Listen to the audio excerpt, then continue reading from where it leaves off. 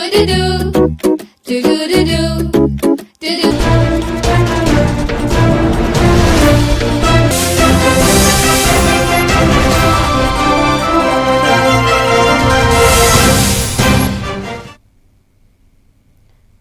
నేను Priyanka. Welcome to ఎవన్ TV news. వివరాల్లోకి వెళ్తే, కూటమి ప్రభుత్వంలో కల్తీ మద్యం కేసులు కోర్టులో నిరూపించలేకపోవడం సరికాదు. ఇప్పుడు ఈ కల్తీ మద్యాన్ని కూటమి ప్రభుత్వంలో ఒక కుటీర పరిశ్రమగా నడిపిస్తున్నారు. బెల్ట్ షాపులలో ఈ కల్తీ మద్యం సరఫరా జరుగుతోందంటున్నారు. ప్రజల ఆరోగ్యం, సామాజిక సౌందర్యాన్ని దెబ్బతీస్తున్న ఈ మద్యం సరఫరా ఏ విధంగా కొనసాగుతోంది అనే ప్రశ్న రేగుతోంది. ఈ విషయం గురించి వార్తల్లో, పత్రికల్లో రాసినప్పుడు ఏం జరుగుతుందో ప్రత్యేకం, కానీ సాక్షిగా ప్రత్యక్షంగా సమస్యను బయటపెట్టే ప్రయత్నం చేసినప్పుడు దాడులు, హింసా చర్యలు జరిగే అవకాశాలున్నాయని ఎంపీ సలహాదారు ఎమ్మెల్సీ తూమాటి మాధవరావు పేర్కొన్నారు. ఇది చాలా దుర్మార్గమైన చర్య. మీకు ఒక సంఘటన జరిగింది నెల్లూరు జిల్లాలో. నెల్లూరు జిల్లాలో జరిగితే అక్కడ వాస్తవం ఏంటనేది అక్కడ వాళ్ళని అడిగి ప్రూఫ్లు తీసుకోవాలి, లేకపోతే నిజ నిర్ధారణ చేసుకోవాలని పరిస్థితిని వదిలిపెట్టి హైదరాబాద్లో ఉండే సాక్షి హౌస్కి వెళ్ళి అక్కడ ఎడిటర్నే మీరు టార్గెట్ చేశారంటే మీరు ఏ ఉద్దేశంతో ఉన్నారని చెప్పి మేము ఈరోజు అడుగుతా ఉన్నాం. ఈరోజు మీరే చెప్తా ఉన్నారు, లేని మద్యం కుంభకోణాన్ని దాన్ని సృష్టించాలనే భ్రమల్లో దాంట్లో భాగంగా మీరు ఎన్నో రోజులు మీ ప్రయత్నాలు చేశారు.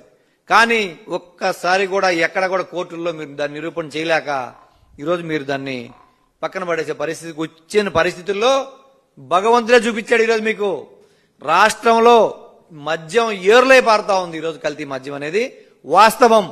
మేము చెప్తా ఉన్నాం, మా కందుకూరు నియోజకవర్గంలో గత 3 నెలల క్రితమే గుడ్లూరు మండలంలో కల్తీ మద్యం డంపు దొరికితే ఆ రోజు మీరు ఎందుకు దాని మీద పూర్తి స్థాయిలో యాక్షన్ తీసుకోలేదు?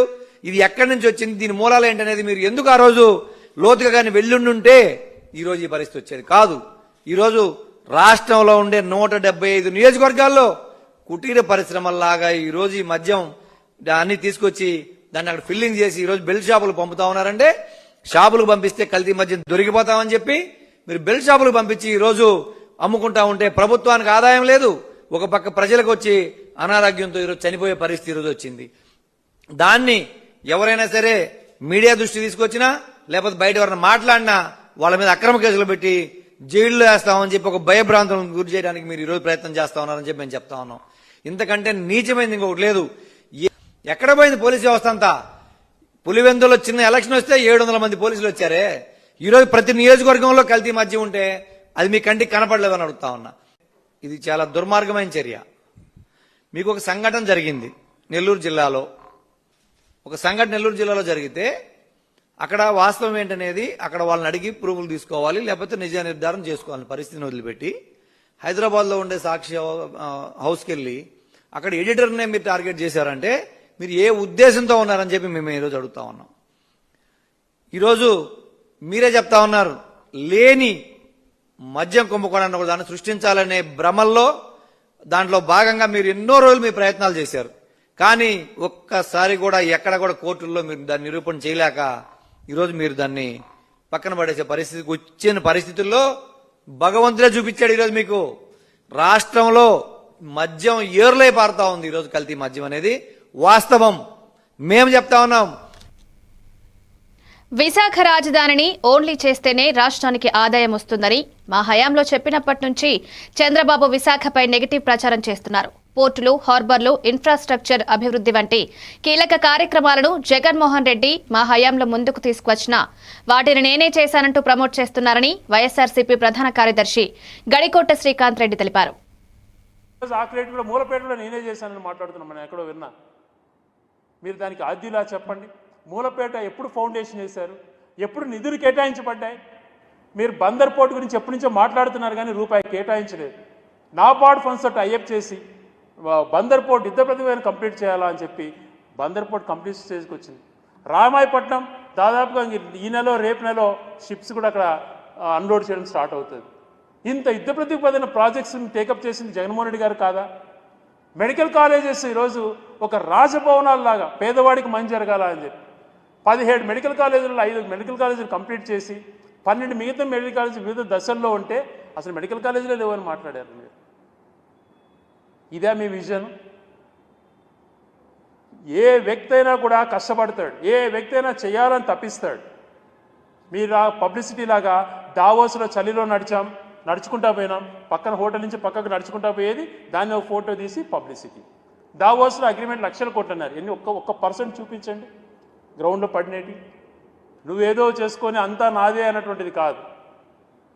ఈరోజు పోర్ట్స్ గురించి మూలపేట ఉత్తరాంధ్రలో ఎవరు ఇనిషియేట్ తీసుకున్నారు? ఇది రేపో తొందరలో ఇదికి వస్తుంది. మరి అదే రకంగా భోగాపురం ఎయిర్పోర్ట్కి సంబంధించి తేవాల్సిన క్లియరెన్సెస్ అన్నీ పెండింగ్లో పెట్టి వెళ్ళిపోయావు గతంలో. దాన్ని అన్నీ ఒక స్టేజ్కి తీసుకొచ్చి ఈరోజు అది ఫాస్ట్గా పని జరుగుతుందంటే కారకులు ఎవరు? అసలు వైజాగ్లో నువ్వు ఉమ్మడి రాష్ట్రానికి 10 సంవత్సరాలు ముఖ్యమంత్రిగా ఉండి ఒక చిన్న ఐటీ కంపెనీ ఆడ పెట్టలేకపోయినావు. ఆ టైంలోనే హైదరాబాద్ అంతా డెవలప్ చేస్తూ మరొక పక్కన వైజాగ్ కూడా ఆద్యం ఉండాలని చెప్పి ఆ రోజు రాజశేఖర రెడ్డి గారు ఆలోచన చేసిందే కదా. అక్కడ ఈరోజు సాఫ్ట్వేర్ కంపెనీస్ అక్కడికి వచ్చినాయంటే రాజశేఖర గారు పుణ్యం కదా. ప్రక్రియను కూడా మీరు ఏది గుర్తుపెట్టి ఏది జరిగినా అది నాదే అంటూ. మరి 2004లో ఎకరం భూమి ఇక్కడ ఎంత ఉన్నింది? ఈరోజు 177 ఎకరాలు ఇక్కడ హైదరాబాద్లో పోయిండొచ్చు, అది కూడా నాదే అంటావు నువ్వు. మళ్ళీ ఈరోజు లిక్కర్ది ఒకటి, ఆ నకిలీ మద్యం సరఫరా చేస్తూ డైరెక్ట్గా పట్టుబడి మళ్ళా దాన్ని ఇంకొక ర్యాంక్ ట్రాక్లోకి తీసుకుపోవడానికి ప్రయత్నం చేస్తున్నాం. చంద్రబాబు కట్టుకథలను ప్రజలు చీకొడుతున్నారని మాజీ మంత్రి కాకాని గోవర్ధన్ రెడ్డి తీవ్ర స్థాయిలో విమర్శించారు. కూటమి ప్రభుత్వం తన వైఖరిని మార్చుకోవాల్సిన అవసరం ఉందన్నారు. జనార్దన్ రావును రాష్ట్రానికి పిలిపించిన కూటమి ప్రభుత్వం జయచంద్రారెడ్డిని మాత్రం ఎందుకు పిలిపించడం లేదని ప్రశ్నించారు. ప్రజల ముందర వాస్తవాలు దాచిపెట్టి రాజకీయ ప్రయోజనాల కోసం అబద్ధ ప్రచారం చేస్తున్నారని వ్యాఖ్యానించారు. ప్రజలకు నిజాలు తెలియజేయడమే తమ పార్టీ ధ్యేయమని స్పష్టం చేశారు. సంబంధం లేనటువంటి వ్యక్తి జోగి రమేష్ అనేటువంటి వాడిని తీసుకొచ్చి, మా పార్టీకి సంబంధించినటువంటి వ్యక్తిని తీసుకొచ్చి మీరు దీంట్లో చూపించి ఏదో ఒక విధంగా మీ వాళ్ళని కాపాడుకోవాలనేటువంటి ప్రయత్నం, కట్టుకథలతో ఈరోజు మీరు దొరికిపోయారనేటువంటిది వాస్తవం, నిజం. ప్రజలు మిమ్మల్ని నకిలీ మద్యంలో మీరు దొరికిన దానికన్నా, మీరు చేసినటువంటి తప్పుల కన్నా మీరు ఆడేటువంటి కట్టుకథలను చీకొట్టేటువంటి పరిస్థితి ఏర్పడేది ప్రజలు అనేటువంటిది గుర్తుంచుకోండి. ఆయన విదేశాలకు వెళ్ళిపోతే నాకు 3 కోట్లు ఇస్తాను. రెండో ప్రశ్న చెప్తున్నాను, విదేశాలకు వెళ్ళిపోతే 3 కోట్లు ఇస్తానని చెప్పారు. 3 కోట్లు తీసుకుని విదేశాలకు వెళ్ళాడు, ఇస్తానని చెప్పి వెళ్ళాడు. ఆంధ్రప్రదేశ్కి ఎందుకు వచ్చాడు మళ్ళీ ఆయన? ఎవరు పిలిపిస్తే వచ్చారు? ఈ డీల్ ఆయన అయిందా లేదా? దాంట్లో ఏం చెప్పాడు? నాకు 3 కోట్లు ఇస్తానని ఆయన చెప్పాడు. 3 కోట్లకు సంబంధించి డీల్ పూర్తి కాకముందే ఆయన నేరుగా దిగబడ్డాడు కదా, ఇక్కడికి నేరుగా వచ్చేసాడు కదా. ఈ విషయంలో ఆయన పేరు బయటపడిన తర్వాత వారం రోజుల లోపలనే వచ్చేసాడు కదా. ఏమి, ఎందువల్ల వచ్చాడు అనేటువంటి దానికి ఆధారం ఎవరు పిలిపిస్తే వచ్చారు, ఎవరు వస్తే వచ్చాడు. కాబట్టి ఆయన 3 కోట్లు ఇస్తానంటే ఈయన పోయినటువంటి చెప్పినటువంటి మాట పూర్తిగా అవాస్తవమా కాదా? వాస్తవం అయితే ఆయన ఆఫ్రికాలో ఉండి నేను 3 కోట్లు ఇస్తానంటే ఆయన ఆంధ్రాకి ఎందుకు వచ్చాడు? రావాల్సినటువంటి అవసరం ఏమొచ్చింది? కాబట్టి పచ్చి అవాస్తవాలను ప్రచారం చేస్తున్నారనేటువంటి ఇది ఒక ఉదాహరణ. తర్వాత మీరు మొలకల చెరువుకు సంబంధించినటువంటి సంఘటనలో కొంతమంది దోషులు జనార్దన్ రావు కన్నా ముందు తీసుకున్నారు అదుపులోకి. వెంటనే కస్టడీ పిటిషన్ వేసేశారు. 24 గంటల లోపలనే మాకు కస్టడీకి ఇవ్వండి, మేము దీని మీద లోతుగా విచారించాలని. అమలాపురం తహసీల్దార్ కార్యాలయంలో ఏసీబీ అధికారులు సోదాలు నిర్వహించారు. రైతు గంధం దుర్గా కొండలరావుకు చెందిన భూమిని ఆన్లైన్లో నమోదు చేయడానికి లంచం డిమాండ్ చేసిన తహసీల్దార్ అశోక్ ప్రసాద్ పై ఏసీబీ అధికారులు చర్యలు తీసుకున్నారు. భూమి పనికి 1 లక్ష రూపాయల డిమాండ్ చేసిన తహసీల్దార్ వీఆర్ఏ రాము ద్వారా 50,000 రూపాయలకే సెటిల్ అయినట్లు సమాచారం. ఆ డబ్బును స్వీకరిస్తుండగా ఏసీబీ అధికారులు అశోక్ ప్రసాద్ ను రెడ్ హ్యాండెడ్ గా పట్టుకున్నారు. అందరికీ నమస్తే అండి. గంధం దుర్గ కొండలరావు అనే అతను రాజవోలు గ్రామం, రాజమండ్రికి చెందిన అతని యొక్క ఫాదర్ వెంకట సత్యనారాయణ గారు అమలాపురంలో 1995లో ఒక 15 సెంట్స్ స్థలం కొన్నారు. ఆ తర్వాత వాళ్ళ నాన్నగారు అనారోగ్యం కారణాల వల్ల ఆ స్థలాన్ని అమ్మదలుచుకున్నారు. ఈ క్రమంలో ఆ స్థలం నమ్మడానికి ఒక ఎఫ్లైన్ సర్వే కావాలనేసి అడిగారు. కాబట్టి ఎఫ్లైన్ సర్వే చేయించడానికి ఎంఆర్ఓ ఆఫీస్ని అప్రోచ్ అయ్యారు ఈ కంప్లైనెంట్. ఈ సర్వే చేయడానికి ఇనీషియల్గా ఏదైతే 1 lakh కాకుండా డేటా ఎంట్రీ ఆపరేటర్ అయిన రాము ద్వారా అది 50,000కి సెటిల్ చేశారు. ఆ తర్వాత ఎవరైతే ఈ కంప్లైనెంట్కి బ్రైబ్ అమౌంట్ ఇవ్వమని అతనికి ఇష్టం లేక వాళ్ళు ఏసీబీ పీపుల్ని అప్రోచ్ అయ్యారు. ఏసీబీ వాళ్ళని ఈరోజు ఏదైతే 50,000 బ్రైబ్ అమౌంట్ ఉందో అది ఎంఆర్ఓ ఆఫీస్ ఎంఆర్ఓ అమలాపురం ఆఫీస్లో ఈ కంప్లైంట్ నుంచి తీసుకుంటూ ఉండగా మేము 50,000 అమౌంట్ని రికవరీ చేయడం జరిగింది. రికవరీ చేసిన తర్వాత ఎవరైతే తహసీల్దార్ ఉన్నారో అశోక్ ప్రసాద్, అదేవిధంగా డేటా ఎంట్రీ ఆపరేటర్ అయిన రామోహన్ కూడా మేము కస్టడీలోకి తీసుకున్నాం. ఈ 50,000 అమౌంట్తో పాటు అన్అకౌంటెడ్ క్యాష్ 5,88,500 కూడా మేము ఎంఆర్ఓ ఆఫీస్ నుంచి రికవరీ చేశాము. అందరికీ నమస్తే అండి. తిరుపతిలో మామిడి రైతుల సమస్యలపై మాజీ మంత్రి రోజా మండిపడ్డారు. మామిడి రైతులకు న్యాయం చేయాలని మాజీ సీఎం జగన్ వైఎస్ఆర్సీపీ ప్రభుత్వంలో పోరాటం చేసినప్పటికీ ప్రస్తుత కూటమి ప్రభుత్వం మాత్రం రైతుల హక్కులను నిర్లక్ష్యం చేసిందని విమర్శించారు. బంగారుపాలెం పర్యటన సమయంలో మామిడి రైతులకు మద్దతుగా జగన్ ఇచ్చిన భరోసాను గుర్తు చేశారు. అన్యాయం అయిపోతున్న మామిడి రైతులకి అండగా జగన్మోహన్ రెడ్డి గారు బంగారుపాలెంకి వచ్చినప్పుడు ప్రభుత్వం ఎలా తప్పించుకోవాలని చూస్తూ 4 రూపాయలు ప్రభుత్వం తరఫున 8 రూపాయలు ఫ్యాక్టరీ తరఫున ఇస్తామని వాగ్దానం చేశారు. కానీ 4-5 నెలలుగా అది ఇవ్వకుండా ఎలా మోసం చేశారో మీ అందరూ కూడా చూశారు. వీటి కోసం రైతులు పోరాటం చేశారు, వైఎస్ఆర్ కాంగ్రెస్ పార్టీ పోరాటం చేసింది, అండ్ నేను కూడా ఎక్స్ లో ఎలా స్పందించానో మీ అందరికి కూడా తెలుసు. ఈ రోజైతే ప్రభుత్వం తన తరఫున ఇవ్వాల్సిన తన వాటాగా 4 రూపాయల లెక్కన 40,795 మంది రైతులకి 46,000 మెట్రిక్ టన్నుల తోతాపురి మామిడికాయలకి మరి ఈరోజు 185 కోట్లు వేసింది. ఇది రైతుల విజయం, వైఎస్ఆర్సీపీ విజయం. కానీ ఇంతటితో చేతులు దులుపుకుంటే సరిపోదు. దీంతో పాటు ఫ్యాక్టరీలు ఇవ్వాల్సిన 370 కోట్లను కూడా ప్రభుత్వం ఇప్పించాల్సిన బాధ్యత తీసుకోవాలి. ఎందుకంటే ఆ రోజు ప్రభుత్వం చెప్పింది కాబట్టే రైతులు ధైర్యంగా ఫ్యాక్టరీలకి తోతాపురి మామిడికాయలు తోలటం జరిగింది. సో ఈ 370 కోట్లు కూడా రైతులకు చేరే వరకు రైతుల పోరాటానికి హైదరాబాద్ లో హిందూ వ్యాపారస్తులపై జరుగుతున్న పోలీసుల వేధింపులను నిలిపివేయాలని విశ్వ హిందూ పరిషత్ జాతీయ అధికార ప్రతినిధి రావినూతల శశిధర్ రెడ్డి డిమాండ్ చేశారు. హిందువులు స్వేచ్ఛగా పండుగ చేసుకోవద్దా, హిందూ వ్యాపారస్తులు వ్యాపారం చేయకూడదా అని ప్రశ్నించారు. బాణాసంచా దుకాణదారులపై టాస్క్ ఫోర్స్ పోలీసులు వేధింపులు పెంచారని, ఫిర్యాదులు అందాయని వెల్లడించారు. అన్ని ప్రభుత్వ శాఖల నుంచి అనుమతులు తీసుకున్నా కూడా ఈ వ్యాపారులను ఇబ్బంది పెడుతున్నారని ఆవేదన వ్యక్తం చేశారు. బాణాసంచా దుకాణదారులపైన పోలీసు వేధింపులు ఆపాలా, ముఖ్యంగా హైదరాబాద్ లోపట టాస్క్ ఫోర్స్ పోలీసుల యొక్క వేధింపులు అధికమైనట్టు అనేక ఫిర్యాదులు మాకు వచ్చినాయి.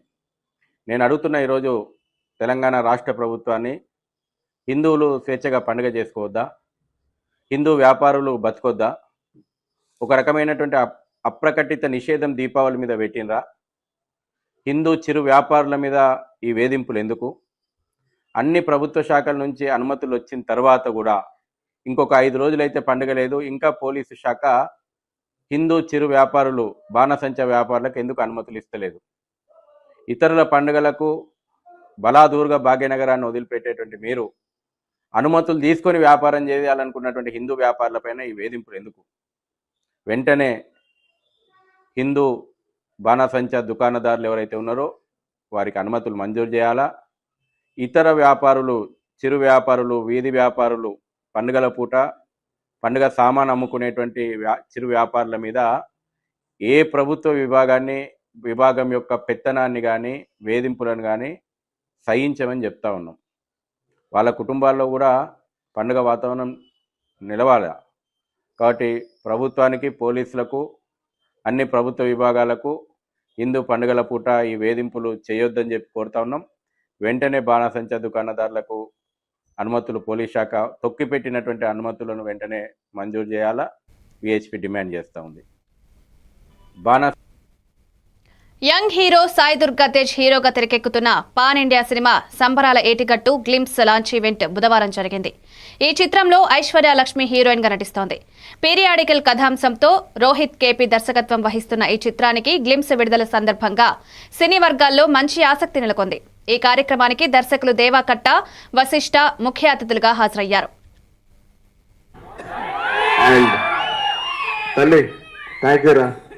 Thank you so much for your wishes. Very heartfelt నాకు. Thank you, ma'am. ఈ సినిమా నాకు చాలా ఇంపార్టెంట్, నా కెరీర్ ఇంపార్టెంట్ అండ్ నా లైఫ్లో చాలా ఇంపార్టెంట్ అండి. సినిమా ఒక పెద్ద బ్లాక్ బస్టర్ ఇచ్చి మా గురుగారితో సినిమా చేసి దానితో వరుసగా 2 సినిమాలు ఆపేశారు. అండ్ ఈ సినిమా నాకు అవకాశం కింద వచ్చింది. సో నాకు ఈ అవకాశం వచ్చినప్పుడు నేను మొత్తం నా సర్వస్వంతో దారిపోసాను. ఐ రియలీ విష్ మీ అందరికీ ఈ సినిమా నచ్చుతుందని. ఈ సినిమా డిలే అయిపోతుంది, లేట్ అవుతుందని చెప్పి అందరూ కాస్త కంగారు పడినా మంచి క్వాలిటీతో మీ ఇద్దరు సినిమా తీసుకురావాలి. ఇప్పుడున్న మీ జనరేషన్కి, మీ మైండ్ ప్రాసెసింగ్కి దానికి అనుకూలంగా మీ సినిమా రావాలని చెప్పి దాని మీద కష్టపడ్డాం. సో డెఫినెట్లీ ఈ సినిమా దానికి ఆన్సర్ చేస్తుంది. I'm hoping and wishing that this film will answer to all your thoughts and doubts. And మా సినిమా ప్రొడ్యూసర్స్ నిరంజన్ గారు అండ్ చైతన్య గారు have been a huge support అండి. అంటే ఈ సినిమాకి ఇంత ఖర్చు అవుతుంది అని చెప్పి అనుకున్నా కూడా వాళ్ళు ఎక్కడ వెనకాడకుండా మాకు సపోర్ట్ చేస్తూ ఉన్నారు. And thank you so much ఇద్దరికి. Sorry first teaser I speak much, crowd ఎక్కువ ఉంది కదా. అండ్ సినిమా కోసం పనిచేసిన ఫ్యాషన్ డిజైనర్, మా కాస్ట్యూమ్ డిజైనర్ మా Ayesha garu has been continuously working అండి. ఆల్మోస్ట్ ఈచ్ క్యారెక్టర్కి ఒక 40-50 వెరైటీ ఆఫ్ కాస్ట్యూమ్స్ అనేది రెడీ చేశారు. థ్యాంక్ యూ సో మచ్ అండి. అండ్ మా కచింగ్ నవ్వకండి, మా సినిమా మొత్తం బాగా ఖర్చు అయిన పాట ఏదైనా ఉందంటే ఈయనకు వద్దన్నా కానీ బిల్లు వస్తుంది. బాగా ఎక్కడ వెనకాడకుండా ఖర్చు పెట్టింది ఒకటే చోట, అది ప్రొడ్యూసర్కి బాగా ఖర్చు అయింది. హీరో రెమ్యునరేషన్ కాదు, క్యారెక్టర్ రెమ్యునరేషన్స్ కాదు, ఇంకేమి కాదు, ఓన్లీ ప్రొడక్షన్ డిజైన్. దక్షిణ కాశీగా పేరు పొందిన వేములవాడ శ్రీ రాజరాజేశ్వర స్వామి ఆలయాన్ని అత్యాధునిక సౌకర్యాలతో అభివృద్ధి చేస్తామని ప్రభుత్వ విప్ ఆది శ్రీనివాస్ ప్రకటించారు. ఈ నెల 19, 20 తేదీల్లో శృంగేరి పీఠాధిపతి విధిశేఖర భారతీ స్వామి పర్యటనకు ముందుగా ఆలయ ప్రగతి పనులపై వివిధ శాఖల అధికారులతో సమీక్ష సమావేశం నిర్వహించారు. ఆలయ విస్తరణలో భాగంగా భక్తుల దర్శనాలు, కోడెమొక్కులు, ఇతర పూజా కార్యక్రమాలకు ఎలాంటి ఇబ్బందులు రాకుండా చర్యలు తీసుకుంటున్నామని దేవాదాయ శాఖ ముఖ్య కార్యదర్శి శైలజా రామయ్యర్ తెలిపారు.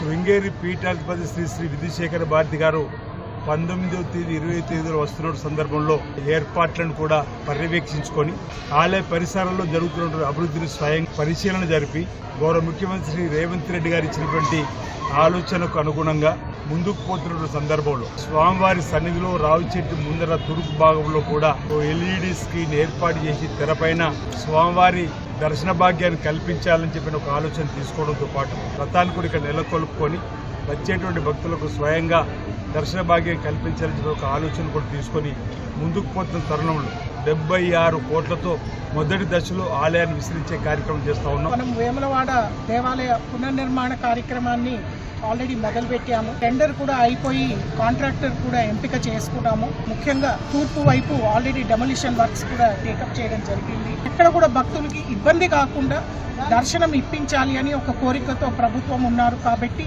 అది కూడా నిర్ణయించడానికి ఈ రోజు మేమందరం కూడా ఇక్కడ రావడం జరిగింది. స్వామివారి కళ్యాణము తర్వాత మిగతా అర్జిత సేవలన్నీ కూడా భీమేశ్వరాలయం కూడా మనం చేస్తున్నాము.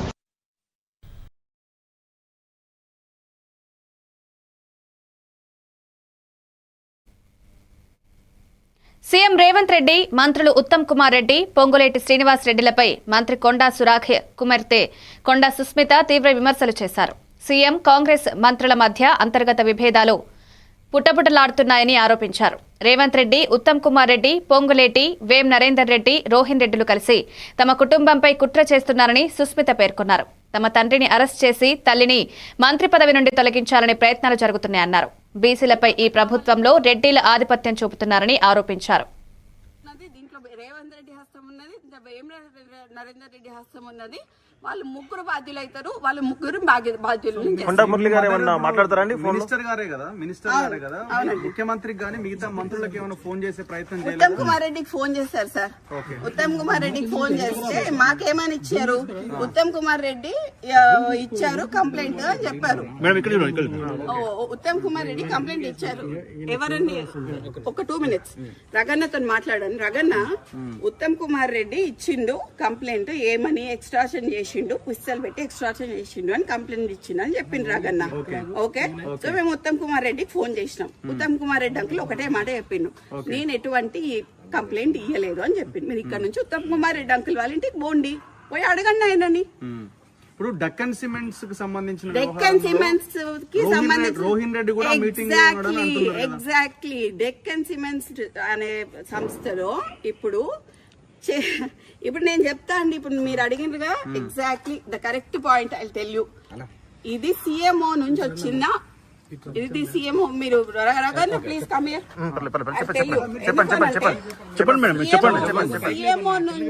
సిఎంఓ నుంచి ఎవరు ఇప్పుడన్నా మీరు చెప్పిన పేరేంటిది?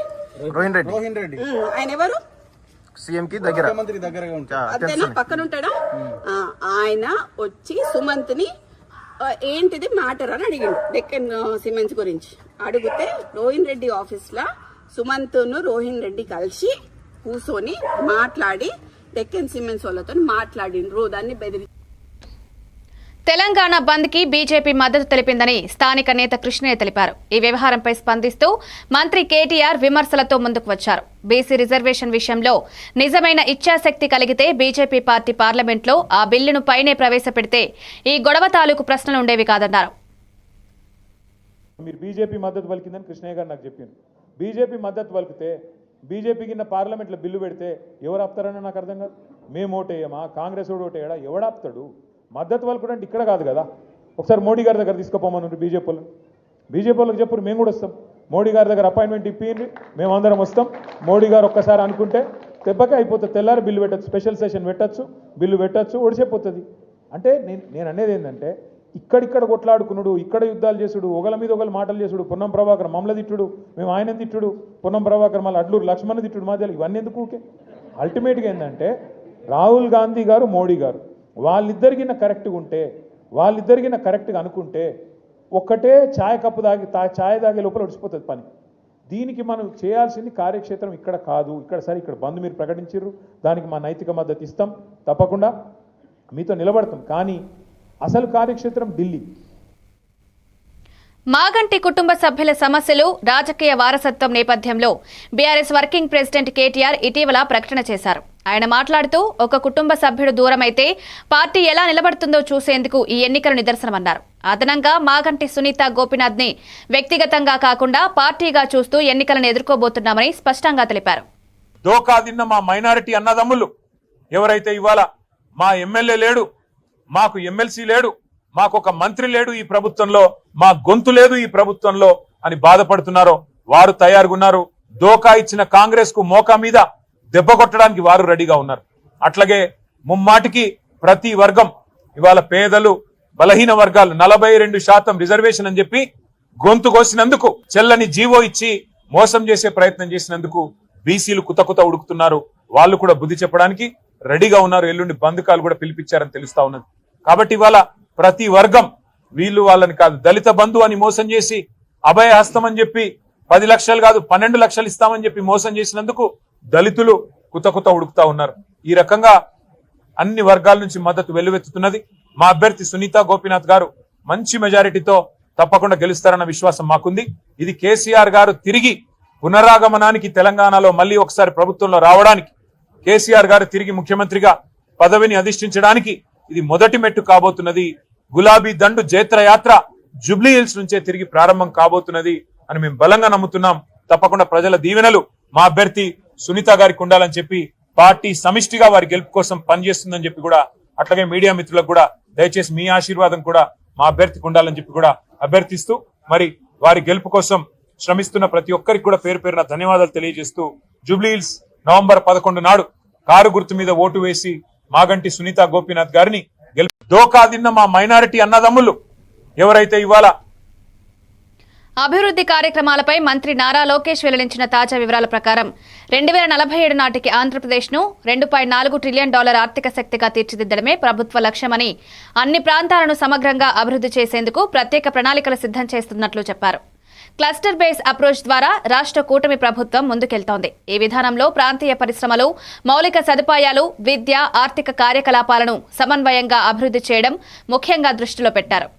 లో ఎలక్ట్రానిక్స్ మ్యానుఫ్యాక్చరింగ్ ఒక జోన్లో, సిమెంట్ మ్యానుఫ్యాక్చరింగ్ ఒక జోన్లో, ఆటోమోటివ్ ఒక జోన్, డ్రోన్ సిటీ కర్నూలు అట్లా ఒక జోన్లో క్లస్టర్ బేస్డ్ అప్రోచ్ అనేది ఆంధ్ర రాష్ట్ర ప్రభుత్వం తీసుకుని 2047కి $2.4 ట్రిలియన్ ఎకానమీగా ఆంధ్ర రాష్ట్రాన్ని తీర్చిదిద్దడానికి కూటమి ప్రభుత్వం, మన ప్రజాప్రభుత్వం అడుగులేస్తడం జరుగుతుంది.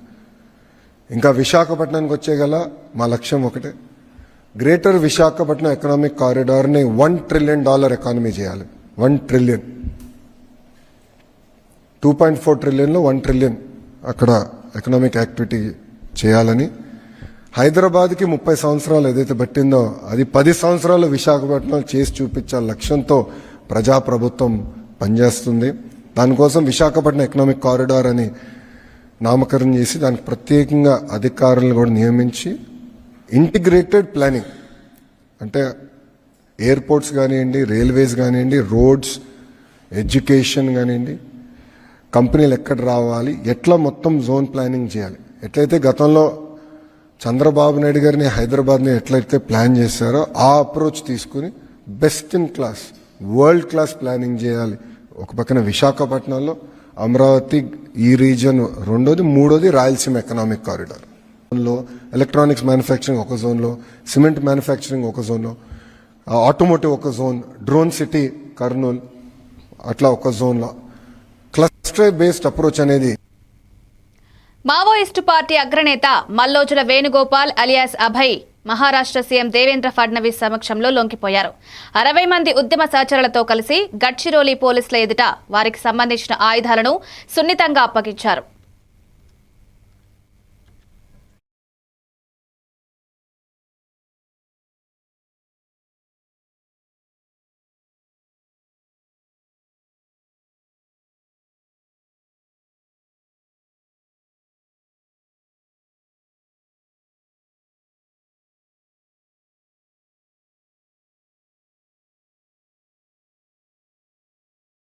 आज मला या गोष्टीचा आनंद आहे की गडचिरोलीच्या विकासाचा जो संकल्प आम्ही हातामध्ये घेतला होता, आज गडचिरोली हे स्टील मॅग्नेट बनत आहे.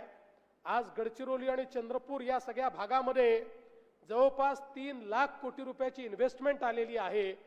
मोठ्या प्रमाणात रोजगाराची निर्मिती होते आहे आणि या ठिकाणी जे लोक इन्व्हेस्टमेंट करतायत, गुंतवणूक करतायत, त्या गुंतवणूक करणाऱ्या प्रत्येकाला मी सांगतो आहे की तुम्हाला ज्या सवलती पाहिजे त्या आम्ही देऊ, पण आमची अट एकच असणार आहे आणि ती अट ही असणार आहे की तुमच्याकडे जी मंडळी कामाला लागतील त्यातली 95% मंडळी ही भूमिपुत्रच असली पाहिजे.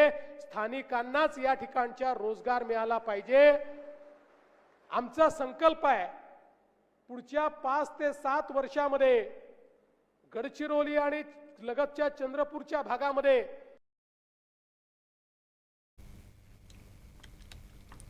బీఆర్ఎస్ పార్టీ నాయకత్వంలో కల్వకుంట్ల కవిత ఇటీవల ప్రకటనలో కేసీఆర్ ఫోటో లేకుండానే యాత్ర చేస్తామని స్పష్టంగా తెలిపారు.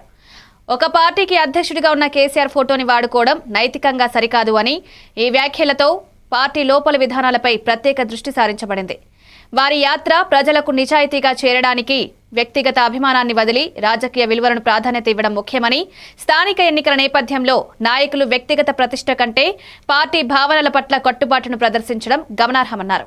తెలంగాణ ఉద్యమంలోకి వచ్చినాం, కన్సర్న్ ఉండబట్టే ఆనాడు రాష్ట్రం వస్తుందో రాదో తెలియకపోయినా పేగులు తెగేలాగా తెలంగాణ కోసం కొట్లాడినాం.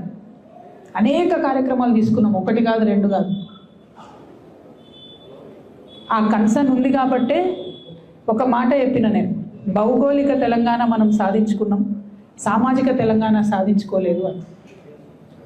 సామాజిక తెలంగాణ అంటే అర్థమైంది, ప్రతి ఒక్కరికి సమాన అవకాశాలు రావాలి, ప్రతి ఒక్కరికి సమాన ప్రాధాన్యతలు లభించాలి. అది ఆర్థికంగా కావచ్చు, రాజకీయంగా కావచ్చు, సామాజికంగా కావచ్చు. దీనిలో తప్పేముంది? అదేదో పెద్ద తప్పు మాట్లాడినట్టుగా చిత్రీకరించి నన్ను బీఆర్ఎస్ పార్టీ నుండి బయటకు వెళ్ళగొట్టే వరకు కూడా కుట్రలు జరిగింది.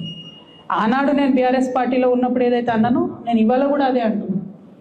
భౌగోళిక తెలంగాణ సాధించుకున్నాం, సామాజిక తెలంగాణ సాధించుకోవాల్సి ఉన్నది. ఆ సామాజిక తెలంగాణ సాధన కోసం తెలంగాణ జాగృతి ఖచ్చితంగా కట్టుబడి ముందుకు నడుస్తుంది. సామాజిక తెలంగాణ అంటే ఒక బీసీలది కాదు, ఒక ఎస్సీలది కాదు, ఒక ఎస్టీలది కాదు, అందరిది. ఓసీలలో ఉన్న పేదవాళ్ళది, మా మహిళలది, మా ఆడబిడ్డలది, మా యువకులది, మైనార్టీలది, ఎస్సీలది, ఎస్టీలది, బీసీలది, అందరిది. అందరికీ వారికి రావాల్సిన హక్కులు రావాలి. ఇవాళ వస్తున్నాయా, అందుతున్నాయా అందరికీ అన్ని ఫలితాలు? చూస్తున్నామా ఎక్కడన్నా? కాబట్టి సామాజిక తెలంగాణ అంటే అదేదో నినాదం కాదు, అది ఒక విధానపరమైనటువంటి నిర్ణయం. ఇవాళ తెలంగాణ జాగృతి తీసుకున్నారు. ఈ విధానపరమైనటువంటి నిర్ణయం మేము ఉన్నన్ని రోజులు తెలంగాణ సమాజం కోసం పనిచేస్తూనే ఉంటాం. అన్ని లేయర్స్లో, అన్ని చోట్ల, అన్ని వర్గాలకు సంబంధించి. బీజేపీ రాష్ట్ర కార్యాలయంలో బీసీ సంఘం నేతల మధ్య వాగ్వివాదం ఒక్కొక్కరిగా మారి కొట్లాటగా మారింది. గుజ్జ సత్యం, గుజ్జ కృష్ణుల మధ్య ఫోటోలకు ముందు వెళ్లే సమయంలో ఉత్పన్నమైన వివాదంలో రామచంద్రరావు, ఆర్ కృష్ణయ్య ముందే ఒకరిపై ఒకరు చేతులు చేసుకున్నారు. నరేంద్ర మోదీ గారి క్యాబినెట్లో మరి మీ క్యాబినెట్ ఎంతమంది ఉన్నారు? కులగణన కూడా మేము 1931 తర్వాత ఇంతవరకు కులగణన జరగలేదు.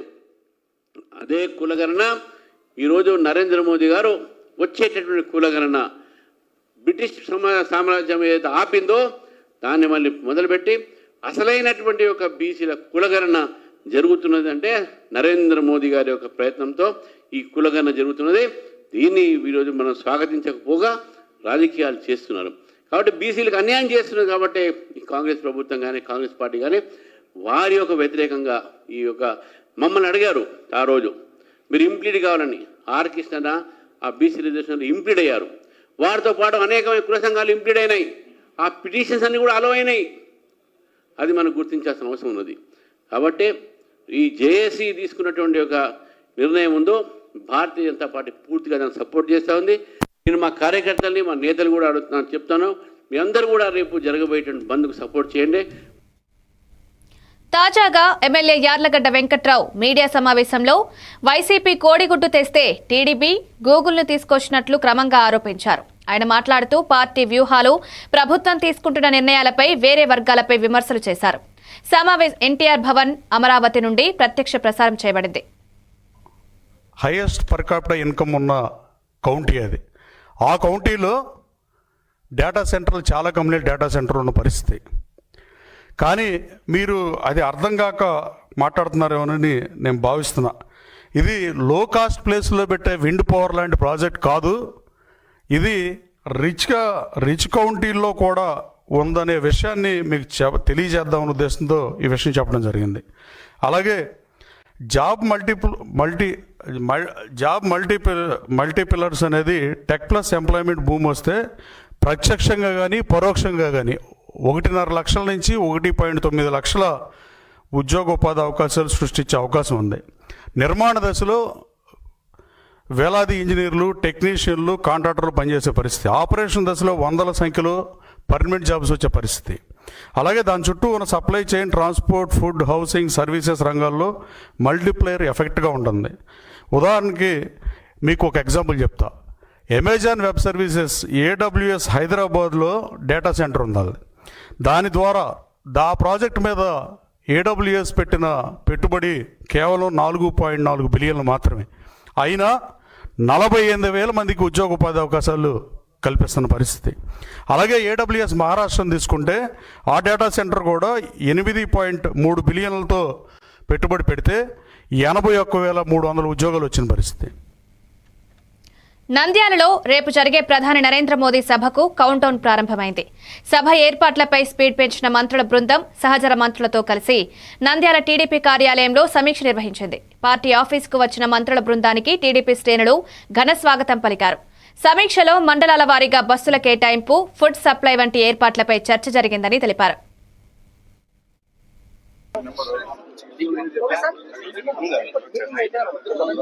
అందరికీ నమస్కారాలండి.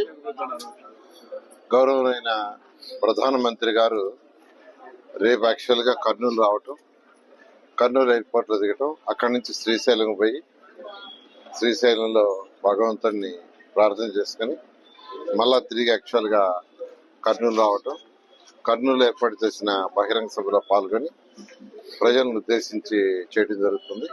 అదేవిధంగా కొన్ని శంకుస్థాపనకి ఇనాగరేషన్స్ కూడా యాక్చువల్ గా రేపు వాళ్ళు ప్రధానమంత్రి గారు యాక్చువల్ గా వారి చేతుల మీదుగా శంకుస్థాపనలో ప్రారంభోత్సవాలు జరుగుతాయి. జిఎస్టీ ఏదైతే ఉందో ఈ రోజు భారతదేశంలో ప్రజలు ఆనందంగా ఉండాలనే ఉద్దేశంతో, ప్రజల మీద బర్డన్ తగ్గించాలనే ఉద్దేశంతో, ఎకానమీని డెవలప్ చేయాలనే ఉద్దేశంతో జిఎస్టీలో చాలా మార్పులు తీసుకొచ్చారు, సులభతరం చేశారు. దాని మీద దేశం మొత్తం ప్రజల్లో ఆనందంగా ఉంది. ఈ సందర్భంగా యాక్చువల్ గా ఈ యొక్క బహిరంగ సభను ఏర్పాటు చేయడం జరిగింది. నిజంగానే ప్రధానమంత్రి గారికి రాష్ట్ర ప్రజల తరఫున ధన్యవాదాలు తెలిపే యొక్క కార్యక్రమంలో ఈ యొక్క సభ. కూటమి ప్రభుత్వంలో నకిలీ మద్యానికి వ్యతిరేకంగా రాష్ట్ర వ్యాప్తంగా వైఎస్సార్ కాంగ్రెస్ పార్టీ నిరసనలు వ్యక్తం చేస్తుండటంతో జోగి రమేష్ పేరును ప్రస్తావించినట్లు మార్గాని భరత్ మాజీ ఎంపీ వైఎస్సార్సీపీ అధికార ప్రతినిధి తెలిపారు. ఆయన మాట్లాడుతూ అలా చెప్పించింది కూడా ఎన్సీబీఎన్ సిట్ అంటే స్టాండ్ అని నిలబడే సిట్ అధికారులని వ్యాఖ్యానించారు. లో మీకు క్లియర్గా తెలిసిపోతా ఉంది. మేము ఆ రోజు ఆంధ్రప్రదేశ్ అంతా కూడా వైఎస్ఆర్సీపీ అంతా ప్రొటెస్టులు చేస్తూ ఉన్నారు. ప్రొటెస్టులు చేస్తే వీళ్ళు చేసిన కార్యక్రమం ఏంటండి? ఆ రోజు తీసుకొచ్చి జనార్దన్ రావు ఎవరికి సంబంధం లేదన్నాడు. ఇప్పుడు తీసుకొచ్చేమో జోగి రమేష్కి సంబంధం అని చెప్తా ఉన్నాడు. అక్కడే క్లియర్గా అర్థమవుతుంది. అంటే ఇవాళ ఈ యొక్క కరెక్ట్గా మేము అదే రోజున ఆంధ్రప్రదేశ్ అంతా ప్రొటెస్టులు చేస్తూ ఉంటే జోగి రమేష్ పేరు చెప్పించిన ఆఫీసర్లు ఎవరండి? ఈ సిట్ ఆఫీసర్లు కాదా? అంటే చంద్రబాబు నాయుడు గారు సిట్ అంటే కూర్చునేవాళ్ళు, స్టాండ్ అంటే నుంచునే వాళ్ళే కదా చెప్పించింది. మరి అప్పుడు దాకా ఈ సంవత్సరంన్నర కాలంలో ప్రజల చేత నకిలీ మద్యం తాగిస్తూ ఉన్నారు. ఇవన్నీ కూడా ప్రజలకు అన్నీ కూడా క్లియర్గా అర్థమవుతూ ఉన్నాయి. ఇవాళ ఆంధ్రప్రదేశ్ రాష్ట్రాన్ని భ్రష్టు పట్టిస్తూ ఉన్నారు ఈ తెలుగుదేశం కూటమి ప్రభుత్వం. ఇవాళ లిక్కర్లో మీకు క్లియర్గా తెలిసిపోతూ ఉంది. మేము ఆ రోజు ఆంధ్రప్రదేశ్ అంతా కూడా వైఎస్ఆర్సీపీ అంతా ప్రొటెస్టులు చేస్తూ ఉన్నారు. ప్రొటెస్టులు చేస్తే వీళ్ళు చేసిన కార్యక్రమం ఏంటండి? ఆ రోజు తీసుకొచ్చి జనార్దన్ రావు ఎవరికి సంబంధం లేదన్నాడు. ఇప్పుడు తీసుకొచ్చేమో జోగి రమేష్కి సంబంధం అని చెప్తా ఉన్నాడు. అక్కడే క్లియర్గా అర్థమవుతుంది. అంటే ఇవాళ ఈ యొక్క కరెక్ట్గా మేము అదే రోజున ఆంధ్రప్రదేశ్ అంతా ప్రొటెస్టులు చేస్తూ ఉంటే జోగి రమేష్ పేరు చెప్పించిన ఆఫీసర్లు ఎవరండి? ఈ సిట్ ఆఫీసర్లు కాదా? అంటే చంద్రబాబు నాయుడు గారు సిట్ అంటే కూర్చునేవాళ్ళు, స్టాండ్ అంటే నుంచునే వాళ్ళే కదా చెప్పించింది. మరి అప్పుడు దాకా ఈ సంవత్సరంన్నర కాలంలో ప్రజల చేత నకిలీ మద్యం తాగిస్తూ ఉన్నారు. ఇవన్నీ కూడా ప్రజలకు అన్నీ కూడా క్లియర్గా అర్థమవుతూ ఉన్నాయి. ఇవాళ ఆంధ్రప్రదేశ్ రాష్ట్రాన్ని బీసీ ఉద్యమంపై తాజా వ్యాఖ్యలతో బీసీ నాయకుడు ఆర్ కృష్ణయ్య చెప్పారు. కేసీఆర్ గారు ముఖ్యమంత్రిగా ఉన్నప్పుడు బీసీలకు అనేక పదవులు ఇచ్చారు. ఇప్పుడు కూడా మీరు ఈ ఉద్యమానికి మద్దతు ఇవ్వాలని కోరుకుంటున్నామని ఆయన వ్యాఖ్యలతో రాష్ట్రంలో బీసీ సంక్షేమ రాజకీయ వ్యవహారాలపై చర్చలు మొదలయ్యాయి. బీసీ సంఘాల నాయకులు, స్థానిక రాజకీయ వర్గాలు ఈ మద్దతు కోరికను గమనిస్తూ భవిష్యత్తు వ్యూహాలను పునర్వ్యవస్థీకరించాల్సిన అవసరాన్ని సూచిస్తున్నారు. ప్రిపేర్ కావాలి. అందులో మీ యొక్క కృషి, మీ యొక్క పాత్ర చాలా ముఖ్యం. తప్పనిసరిగా బలమైన నాయకత్వం ఉంది. మీరందరూ కూడా టీఆర్ఎస్ పార్టీలో మంచి లీడర్షిప్ బిల్డప్ చేశారు. ఒక స్థాయిలో కాదు, అన్ని స్థాయిలలో ఉన్నది. అన్ని సందర్భాల్లో ముఖ్యమంత్రి కేసీఆర్ ఉన్నప్పుడు అడ్వకేట్ జనరల్ ఇచ్చారు. అనేకమైనటువంటి పదవుల్లో స్పీకరు, చైర్మన్ కౌన్సిల్లో, ఇంకా అనేక రంగాల్లో ఇప్పుడు సందర్భం కాకపోయినా అనేక సార్లు బీసీల ప్రచారం నిలిచారు. ఇప్పుడు కూడా ఈ ఉద్యమం లోపల మీరు అవుట్రైట్గా సపోర్ట్ చేయాలి. ఈ ఉద్యమం అందరికీ ఆదర్శంగా నిలబడేటట్టు మీరు అందరూ కూడా చర్యలు తీసుకోవాలని కోరుకుంటూ, తప్పనిసరి మీ పాత్ర గట్టిగా ఉంటుందని ప్రిపేర్ కావాలి. అందులో మీ యొక్క కృషి, మీ యొక్క పాత్ర చాలా ముఖ్యం. తప్పనిసరిగా బలమైన నాయకత్వం ఉంది. మీరందరూ కూడా టీఆర్ఎస్ పార్టీలో మంచి లీడర్షిప్ బిల్డప్ చేశారు. ఒక స్థాయిలో కాదు, అన్ని స్థాయిలలో ఉన్నది. అన్ని సందర్భాల్లో ముఖ్యమంత్రి కేసీఆర్ ఉన్నప్పుడు అడ్వకేట్ జనరల్ ఇచ్చారు. అనేకమైనటువంటి పదవుల్లో స్పీకరు, చైర్మన్ కౌన్సిల్లో. ఇవి updates. Keep watching even TV news.